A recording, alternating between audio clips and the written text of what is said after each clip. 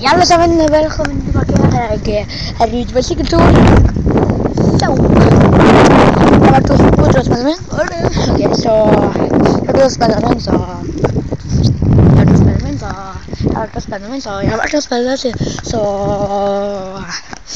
jeg dro en liten termin. Så baby nå. Og så litt. Og så stakk vi en liten tur bort på, hva heter den da? Ja, sjøsiden. Anbud nå på GameStop. Det er mye rart. Når jeg er der borte, så kan jeg godt finne på noe. Så, ja. Så, jeg kan legge bakken. Legger den rett på sykkelen.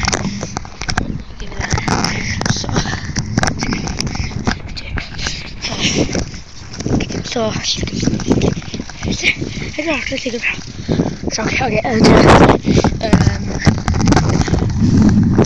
så jeg var hjem. Kanskje jeg smitt av før. Så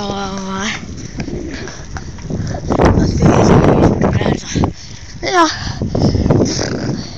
En helt vanlig dag på YouTube. Så neste. Så det er noe sånn spesielt vi skal gjøre nå for dagen. Det skal jeg gjøre her. Nå skal jeg på grille. Grille. Ja. Der har vi meg. Til den knappen der. Så blir det den der. Ja.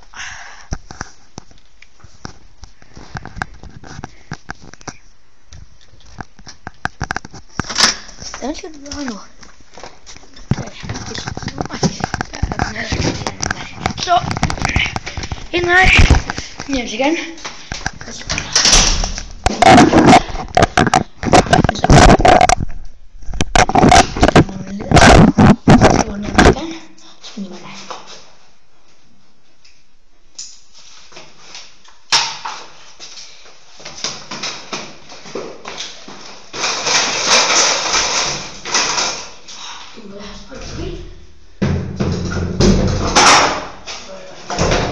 Og så er det å løse krakken her.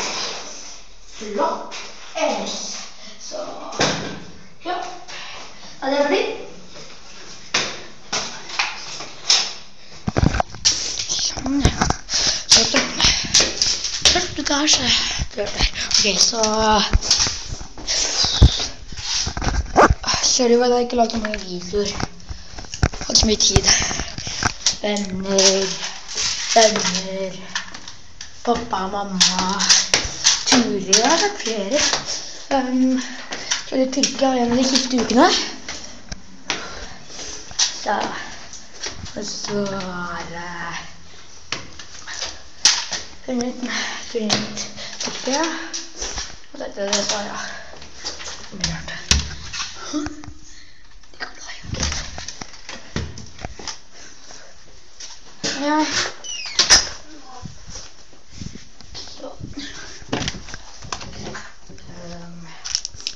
Jo, jeg skal legge ut en video. Så det er veldig kult at det brenner veldig mye der.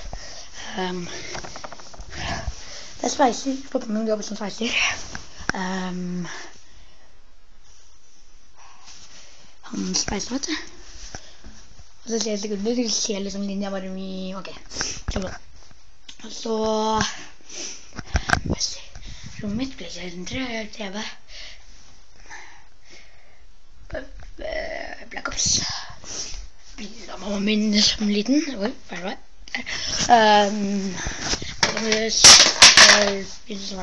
Ok, så stolen min. Høyttaleren min. Ja, de har litt sett før. Så kastebang. Så det er snart spesielt. Så en liten tur tilbake til Benjamin. Ja. Jepp. Vi snakkes.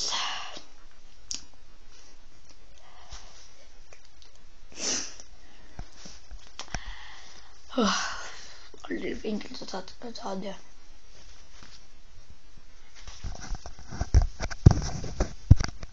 Please like denne videoen, og bli en like med å abonnere meg i dag. Det er helt gratis, bare gå og gjør det. Bli litt